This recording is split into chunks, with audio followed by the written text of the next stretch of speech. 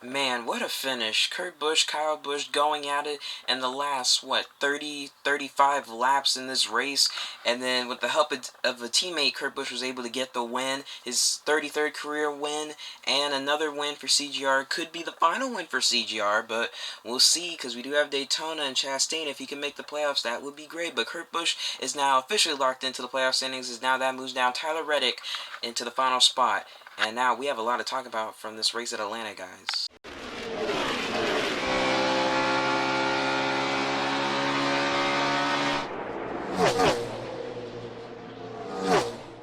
Hey guys, NASCAR World 48 back again, and welcome back to another episode of NRR. In today's video, we're going to be reviewing the 2021 Quaker State 400 from, not Kentucky, Atlanta Motor Speedway. NASCAR returns to Atlanta Motor Speedway for the second time this year to race here in Atlanta for the July event, I guess. And this race, I'll say, was better than the spring one, because we didn't have one driver just stink up the show. We had another driver come in and compete for him against that driver for most of the race instead of just the late part of the race. So yeah, you already know I'm probably gonna rate this race better than the Atlanta race from earlier this year, because I think I rated that one 3 out of 10, and I only watched like half of it and stuff. But that doesn't matter. We have a new winner here in 2021, the first new winner of the season since Chase Elliott at COTA. So yeah, let's go ahead and dive on into this episode, guys. Finishing in first was Kurt Busch. Kurt Busch is able to beat brother Kyle Busch. He gets the win at Atlanta. This is his fourth win at Atlanta. His 33rd career win that ties with Fireball Roberts. Also ties 25th all time on the wins list in the NASCAR Cup Series all time.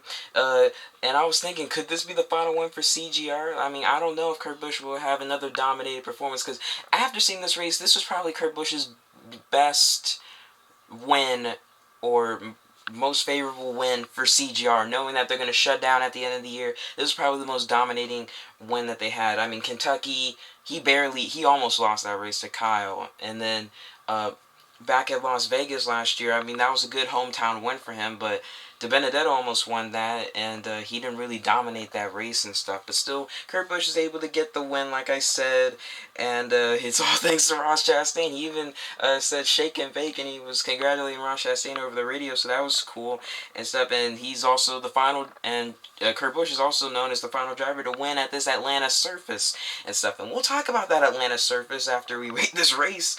And also, another fun fact, Kurt Busch has won half, or technically the last two, of the Busch brother battles. Like the Busch brother won 2 finishes, because Kyle won the first 2 at Sonoma 2015 and Bristol 2019, and then Kurt Busch won the last 2 at Kentucky in 2019 and this year at Atlanta. So now, if we do have a 5th Busch brother a battle for the win, who's gonna win it? I have no idea. Anyway, and also, like I said, this is probably Kurt Busch's best win for CGR, in my opinion, because now in the playoffs. And also, this race kind of reminded me of Logano helping Blaney at the end of the Atlanta race from earlier this year. Like, Logano helped Blaney, and Blaney was able to get to the lead, passing Larson, since Logano was blocking Kyle Larson. And now this is kind of the same thing. Chastain helping out a teammate blocks Kyle Busch. Wow, that's weird. Logano and Chastain both had to block a Kyle Busch and a Kyle Larson. Okay, that's too much for me. But anyway, congrats to Kurt Busch and the one team, and we'll see how he can do in the playoffs. But first, let's see how he does in New Hampshire next week. Finishing second was Kyle Busch. Kyle Busch once again coming up oh so close in the closing laps here at Atlanta, just wasn't good enough. And I heard that in the closing laps he said something about the front of his car was just handling badly and stuff, so that was probably going to affect his drive off the corners and stuff. But Kyle Busch gets his 4th straight top 5 finish here today. That all started at the first Pocono race, and then he won the next one and stuff. So yeah, congrats to Kyle Busch. I guess he gets to celebrate with Kurt Busch now, because I remember when Kyle got his first win of this year, Kurt celebrated his birthday, his upcoming birthday, with like Cinco de Mayo theme. That was pretty cool. So what is Kyle going to do for Kurt? Nothing, because this is kind of like the Kentucky, when Kyle Busch was a bit salty and stuff and kind of left Kurt at Kentucky when they were headed on the plane back home, I believe. So That could leave a bit of bad blood right there, but that's just racing there. So decent race for Kyle Busch and the 18 team. They're still growing stronger week in, week out throughout the course of the season because they've been really good throughout like the mid-season going into the regular season finale and stuff. So we'll see how Kyle Busch can do heading into New Hampshire next week because he does have a win there. Actually, maybe a couple wins there.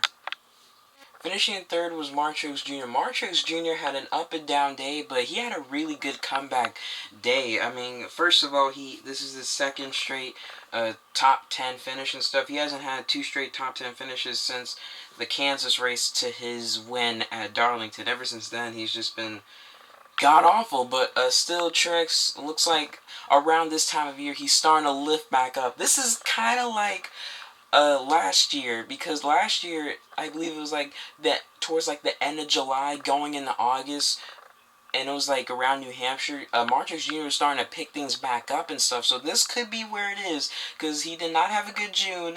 But July could be where it's at. We'll see, but still decent race for Marcus Jr. and the 19 team. Like I said, they had to come back from, I think they had a penalty on pit road, and they had probably had a pit road issue and stuff. Probably had a bad stop, and they started fifth in this race and they finished third after having all that trouble today. So good comeback for Marcus Jr. and the 19 team, and we'll see if their momentum can continue heading into New Hampshire. God, that accent was terrible. Finishing in fourth was Alex Bowman, and Alex Bowman was the best Hendrick car of the day. I don't know what happened with his other teammates, but still, Alex Bowman just had a really good day here. Finishing fourth, his first top five since his Pocono win, but still decent race for Alex Bowman, the 48 team. They just had a really good race. There's just some adjustments they had on the car that that kind of messed them up, that didn't have them competing for the win, because they could have beaten Kyle, but I'm not sure about Kurt. But still decent race for the 48 team. This definitely makes up for that 20-second finish when knocking in the Kyle Larson back at Road America last week. So this makes up for that for sure. But you see Bowman has just been doing really good at these intermediate racetracks. I wonder what he'll do at New Hampshire because, oh man, New Hampshire 2019 was terrible, and I mean terrible for them. So let's see if they can do better in this 48 car. But still, these are race for Bowman, the 48 team, and we'll see what they can do next week, I guess. Rounding up the top 5 and 5th was Ryan Blaney. Decent race for Ryan Blaney as well. Gets another top 5. Definitely makes up for that 20th place finish at Road America and stuff. Blaney also had a bit of an up and down day because I believe he was the one who knocked off some of the pavement or that asphalt, something off the racing surface, and that brought out the red flag. And ever since then, I don't know, they've just been boosting up. They've been making up a lot of spots, and they were able to get a top 5. So I guess that, and then they had some like tire damage, I believe, and that helped them. I'm thinking, okay, if you want to have a good comeback at Atlanta, guys, just knock off some of the track surface. You'd be lucky if you could, but still, decent race for Ryan Blaney and the 12 team. And we'll see what he can do in New Hampshire because him, Keselowski, and Denny Hamlin had a really good battle there last year. Finishing 6th was Tyler Reddick. Good race for Tyler Reddick as well. Third straight top 10 finish for him as of now. They're definitely on a good streak right now. Definitely momentum building for that A team. Going from that stage win at Road America last week to this. Didn't expect Kurt Busch to win. I bet he didn't expect that because now that puts him 16th in the playoff standings, and he is currently 96 points to the good, I believe, over Chris Buescher. So right now, if you're Chris Buescher, Matthew Benedetto, Ross Chastain, Bubba Wallace, you have to win in these last 5 races. That's just it. You got to win at New Hampshire. You got to win at Michigan, Indy Road Course, Watkins Glen, and Daytona. Those are your last chances. But still, I believe Tyler Reddick seems to be safe, but we'll see what happens when it comes down to Daytona. Because can Tyler Reddick win in these last 5 races? I'm not sure, but we'll see. But decent race for the A team. They had a really solid run, and we'll see what they can do next week. Finishing 7th was Chase Elliott. Another driver had an up and down day because Chase Elliott started on the pole, got passed by Kyle Busch, and then at the first pit stop, just he overdrove it into his pit box, had to back up. That cost him some time, and I believe they had another bad pit stop because of Cole Custer. He was in front of him, and then I believe Cole Custer, one of his pit crew members, a tire got hit in the back of his head or the top of his back. I'm glad he's okay. It's very dangerous on pit road. And so Chase Elliott just bad luck after that. He was like running at 20th, and then after that, I believe just in the final stage, he was able to come back and get a top 10. So definitely a comeback day for that 9 team, because historically they have not been good at Atlanta Motor Speedway. So we'll see what happens for Chase Elliott and see if he can win at Atlanta in his future, but we're not sure. But still, a decent race for him. We'll see what they can do next week at Loudon. Finishing in 8th was Christopher Bell. 2 straight top 10 finishes for him. Finished runner-up last week at Road America. So could this be a start of a streak of good top 10s for Christopher Bell? Because like they've said before, Christopher Bell throughout the seasons just had some bad and some good luck, because he has not been having the best finishes that the 20 car should be having, because that's JGR Equipment, the best Toyota team in NASCAR, even though they're technically the only team, excluding 2311 Racing, because that's their first season in NASCAR. But still, Bell having a bit of a streak going here, 2 straight. Let's see what happens at New Hampshire, because Bell is good at New Hampshire. I know that for sure, because he won there, I believe, 2019 in the Xfinity Series. So watch out for him going into New Hampshire next week. Could be another 3rd straight top 10. Maybe a win. I don't know. Just saying. I don't know how good he is there with top Toyota equipment, but still decent race for Christopher Bell and the 20 team. Just a solid day for them. Nothing much to say, just had a solid day, I guess. And like I said, we'll see what they can do next week.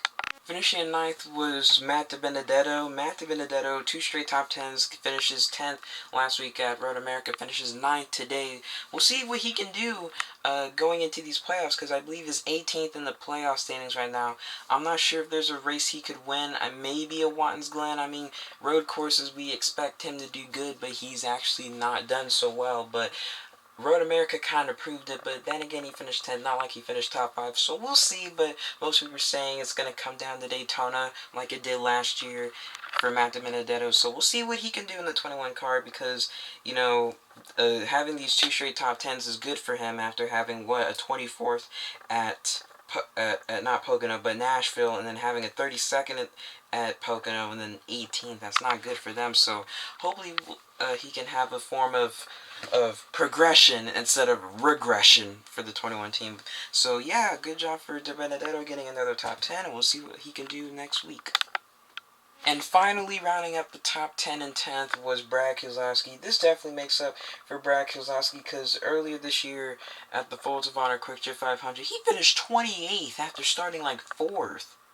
Seriously? But then now today he finishes 10th, which is better, because he's a 2-time winner here at Atlanta, and finishing 28th was not good, a good look for him. But finishing 10th, that's a solid day for the 2 team. You still can see a bit of regression from Brad Keselowski, ever since Darlington. Darlington was the start of their regression when they finished 24th and stuff. So we'll see if this progression for him can keep going, because this is another top 10, and he won in New Hampshire last year, so we'll see how he can do there next week. But their short track program wasn't as good, isn't as good as last year than it is this year. So we'll see what happens for Keselowski. But yeah, decent race for them, and like I said, we'll see what they can do next week.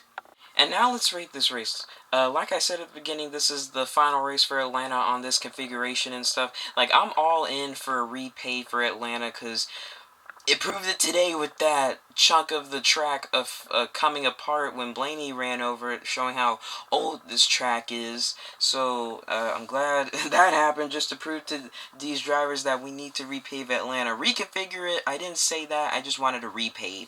But, you know, the drivers don't like repaves, but hey, that's just how it goes. I mean, they messed up Texas. Hopefully what they do to Atlanta doesn't make it worse than Texas, but we'll see. But back to the race and stuff, we'll see how the configuration can do, since it's going to be like a mini Daytona. But to rate this race, you know, as the final Atlanta race on this configuration and surface and track surface, I'd give it a solid 6 out of 10. I mean, once again, not really exciting, not really a lot of battling going on. Maybe, you know, in the final parts of in this race, of course, between Kurt Busch and Kyle Busch, there's a little bit of battling throughout the race, but not a lot. So I give it like a 6 out of 10. It was a solid race, but just not that good, because it's Atlanta. But I rated 6 out of 10. Let me know what you guys would give it in the comment section below. Now to talk about this race as a whole, like I said, coming into this race, you heard about the Atlanta changes of how the banking is going to be deeper, and some of the straightaways, like the front stretch and the back stretch, is going to be a bit tighter and stuff, a bit smaller, not as wide, and stuff's going to shrink a bit. So didn't really ask for reconfiguration. All I asked was for a repavement. I wish they would have had a bit more driver input because Denny Hamlin and not Chase Elliott, but Kyle Larson weren't really happy about it. Same thing with Chase Briscoe. But now on to the race. Like I said, Kyle Busch was just strong midway through the season because he just passed Chase Elliott in the race and he was just running super well. Elliott, like I said, had that pit road mistake. He overdrove his pit box, and then Cody Ware got loose underneath Anthony Alfredo when Stenhouse and Suarez were involved. Terrible last 2 weeks for Daniel Suarez and stuff, not needing that going into the playoffs in these final 5 races. But that was a great dodge by Anthony Alfredo, I have to say that. And then Chase Elliott just continued to struggle, and no one could catch Kyle Busch in stage one. He just easily took the stage one victory. And then Bowman, he was making his way through the field, and then there was rain in the area, and I was thinking, could this be the race? And then I saw Almirola in the lead, and I was thinking he could win this race, but then Kurt Busch was just running well. He took the lead back, and then NASCAR just had me there for a second. And then Kurt Busch just won stage two, and then on to the final stage. Hamlin too fast entering for the start of stage three. Definitely could have been a better race for that 11 team since they have no wins this season. And then there's a red flag because a piece of asphalt peeled off the track, and that's why I keep saying that's why Atlanta is overdue for repave, because Atlanta is the oldest asphalt track in the Cup Series since 1997 was the last time I think Atlanta had a repave, and that's 24 years ago, guys. And then after that, when we got back green, it was a crazy restart, and then Larson looked like he was back in it to win this race. But then yeah, terrible run for Kevin Harvick, Kyle Busch, and then later when it was just Kyle Busch and Kurt Busch. Kyle Busch was closing the gap, and he was able to beat Kurt Busch off the pit road, had a better and faster pit stop. Then Kyle Larson had a speeding penalty that pretty much ended his day. And then Chastain helped out Kurt Busch. Kurt Busch went back to lead, and Kurt Busch won the race. So that was the race as a whole, basically summed up and stuff. So yeah, that's about it. Now let's look at the drivers who had a good and bad race. Here are the drivers who I thought had a neutral or somewhat of a solid day. Neutral has to go with Kevin Harvick. Had an up and down day. Won this race, or just won at Atlanta a year ago, and comes in and just ran like 28th. It was running in the top 15. He comes out finishing 11th, but still, Harvick can do way better than that. I'm sorry, but Kevin Harvick, we already know he's not making the championship 4. I'm not even sure he'll make it to the round of 8, because ever since the chase format has came in, like this playoff format, Harvick, won the championship when it first started, made the championship 4 again. 2016 got eliminated in the round of 8. 2017 made it to the championship 4. 2018 championship 4. 2019 championship 4. And 2020 got eliminated in the round of 8. This could be the first time we could see Kevin Harvick out in the round of 12, but we'll see. We still have a lot more racing to go. Chase Briscoe got a top 15, came off his best finish of the year last week at Road America, so I think this could be a start of solid top 15 finishes for Chase Briscoe. We'll see how he can do at New Hampshire. And Bubba Wallace, props up to them. They got a top 5 a couple weeks ago at Pocono, and now they ran well in this race, ran somewhere in the top 10 and gets another top 15 finish. So good run for 2311 Racing, because now we're starting to get to the point where we see Trackhouse do better than 2311. Now 2311 starting to do better than Trackhouse over from these last 2 races, or the last couple weeks. Now to the drivers who had a bad race. Denny Hamlin, once again, like I said, had a pit road penalty, finishes 13th. Definitely had a top 5 car. Kyle Larson finishes 18th. They had a pit road penalty that definitely cost them. Chastain, I thought he'd run better, finishes 21st. He did help out his teammate Kurt Busch, but still that's not really good for Ross Chastain, as he's now 19th in the playoff standings. William Byron finishes 20th. Not a good run for them. These last couple weeks last 3 races have not been good for them. Joey Logano finishes 19th, I believe. I think they had a tire issue, a vibration and stuff. late in this race, so that was definitely an issue for them. Ricky Stenhouse Jr. wrecked early in this race in that 47. I thought he'd DNF, but no, he finished 37th. He still finished dead last, but he kept the car going out there. But even though it was like 66 laps down, still not a good one for them, as they are, I believe, I don't know. Wait, yeah, they're not even in the top 20, so that's definitely hurting them right there. And then finally, Daniel Suarez, insult to injury, had transmission issues at Road America, and now an early problem at Atlanta, finishing 36. This could be the end of Trackhouse, or the end of Trackhouse trying to get into the playoffs. But hey, Daytona is still not far away, and we still have a couple more road courses. That's wild cards right there. We got a 2-mile track, and we got New Hampshire. It is not over until it's over. We all learned that from that first Pocono race. But yeah, those are the drivers who I thought had a bad race here today from Atlanta. Now, here's the playoff standings after Atlanta 2. We have Kyle Larson still up there with 4 wins. Martrix Jr., Alex Bowman, 3 wins. Kyle Busch, Chase Elliott, 2 wins. And the drivers with 1 win, William Byron, Joey Logano, Ryan Blaney, now Kurt Busch, Brad Keselowski, Christopher Bell, and Michael McDowell. Sitting in 13th is Denny Hamlin, 369. Nice, points to the good. Harvick's in 14th, 159 points to the good.